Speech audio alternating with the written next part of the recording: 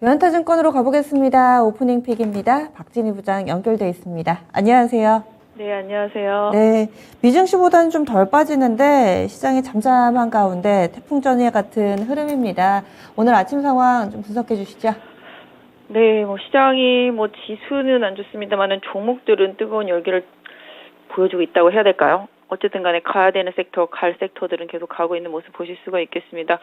개별주들이 상당히 최근에 많이 강합니다. YTN도 그렇고요. 양지사, 한국경제TV, 어제부터 WI 이런 거 같은 경우도 다 급등을 하면서 중소형주들이 정말 급등세를 보여주면서 종목 장세 이어가고 있는 모습 보실 수가 있겠고요.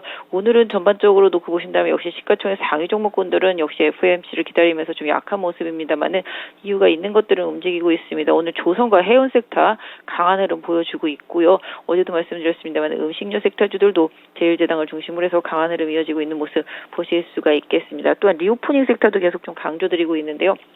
계속 그 안에서도 화장품 이런 쪽들도 납품과대 중심으로 해서 좀 반등이 나타나는 모습, 면세점 카지노까지도 계속 돌고 있는 모습이고요. 중저가, 저가 항공사들도 최근에 좀 반등이 이어지고 있는 모습 보실 수가 있겠습니다. 우크라이나 재건 관련해서는 건설과 건설 기계 쪽들 계속 흐름 좋아지고 있기 때문에 좀 보시면 좋을 것 같고요.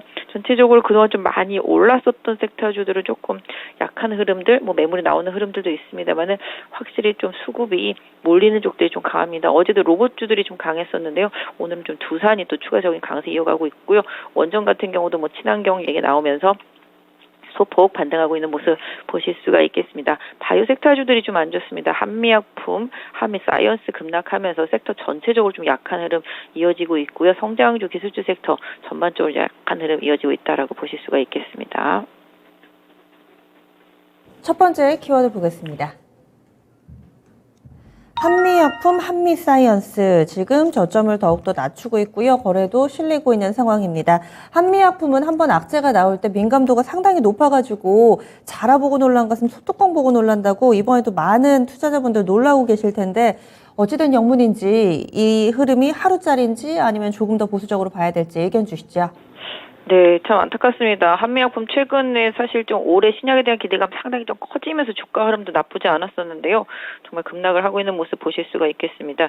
특히 이제 어제 미국에서도 스펙트럼 주가가 급락을 했습니다. 그 부분에 좀 영향을 받는데요. 어제 미국에서 스펙트럼 주가가 37%나 하락을 하는 상황인데요. 이제 한미약품의 이제 포지티브 안전성이 좀 상당히 좀 우려스럽다. 이런 뉘앙스, 이런 부분들이 좀 나오고 있는 상황입니다. 그래서 지금 기존의 다이트 산교랑 아스트라제네카의 엔허투 대비해서 반응, 지속기간, 시간 이런 부분이 좀 부족하다는 게 좀 지적이 되고 있고요.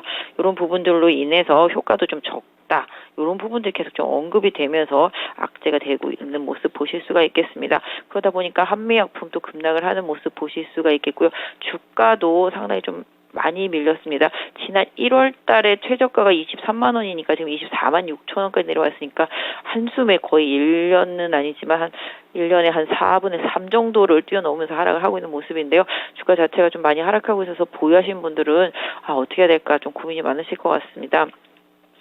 지금 상황에서는 이 주식이 더 빠질 것 같아요. 아니면 반등을 할 것 같아요. 라고 저도 말씀드리기 좀 어려운 상황인데요. 주가 자체가 전 저점 부근에 많이 근접해 있다라는 점, 이 부분은 좀 염두에 두실 필요가 있겠고, 한미사이언스도 같은 개념으로 좀 봐주시면 좋겠습니다. 전체적으로 지금 바이오 섹터가 안 그래도 불안한데 많이 급락하고 있습니다. 지금 보시면은 셀트리온도 좀 약세 보여주고 있고요. 지금 삼바도 약세 보여주고 있는 모습 보실 수가 있겠습니다. 또한 SK 바이오사이언스, SK케미칼까지도 다 하락을 하면서 대형 바이오 섹터, 제약 섹터주들이 좀 약한 모습인데요. 안 그래도 미국에서 지금 계속 바이든이 이제 미국산 약, 미국에서 생산된 약, 이런 쪽에 또 이제 뭔가 혜택을 주겠다라는 언급을 하면서 바이오 섹터주들이 좀 부담스러운 행보였었는데요.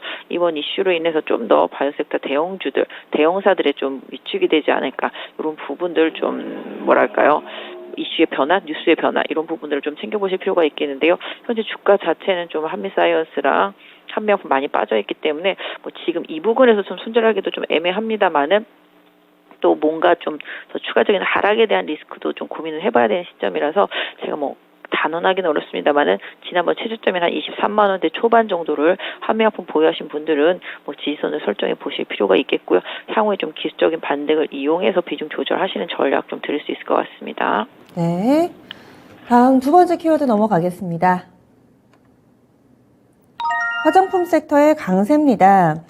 근래 들어서 연속성을 보여주면서 오름세를 나타내고 있는데 중소형주들은 그나마 좀 나은데 아모레퍼시픽은 곧 8년 내 저점 수준까지 밀려 내려온 상황 속에서 이번이 이제 좀 바닥을 다져주는 계기가 될 것인가 화장품 섹터 전반으로 좀 봐주세요. 네, 일단 지금 리오프닝 섹터주들 그동안 상당히 부진을 겪어왔습니다. 지금 실외 마스크 벗는다, 공연장 스포츠 관람하는데도 이제 벗는다라는 가능성, 기대감 커지고 있는 상태가 되겠고요. 일본 무비자 입국이라든지 그다음에 또 입국 시에 국내 입국 시에 PCR 검사를 면제하는 부분들 이런 부분들 논의되고 있기 때문에 시장이 좀 반응이 나오고 있습니다. 계속 리오프닝 관련주들 관심 갖고 보셨으면 좋겠습니다.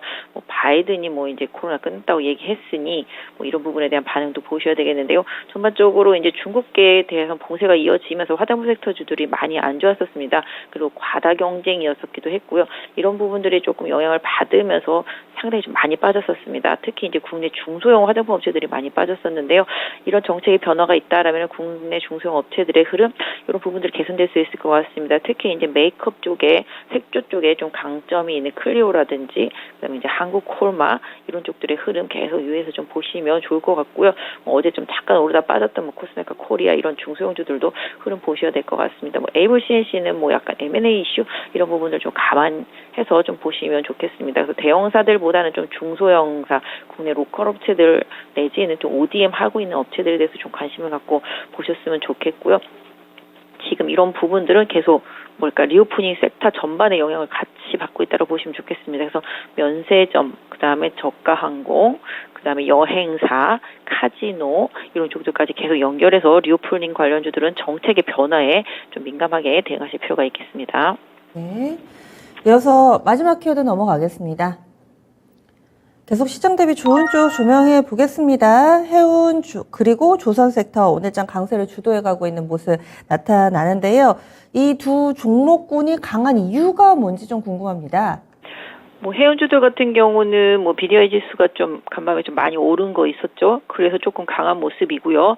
그 다음에 이제 워낙 주가가 많이 빠졌다라는 점도 염두에 두고 있는 것 같습니다. 하지만 오늘 조선주 지금 삼성중공업이라든지 대우조선, 현대미포조선, 삼성중공업 등 조선주들 초강세인데요. 조선주들 같은 경우 최근에 이제 포스코 때문에 이제 여름 가격 올라가면서 후판 가격까지 영향받지 않겠냐라는 우려감도 살짝 있었는데요. 오히려 지금 유럽 쪽에서 이제 계속적으로 LNG 축적에 들어가기 시작합니다. 아시다시피 이제 재고를 계속 쌓아야 되겠죠. 미국도 이제 비축유 방출한 부분 쌓아야 되는 부분들도 분명히 있겠고요. 그래서 유럽도 지금 러시아의 관계를 계속적으로 좀 끊어내면서 올 겨울 대비하기 위해서 이제 천연가스 계속 축적을 들어가게 됩니다.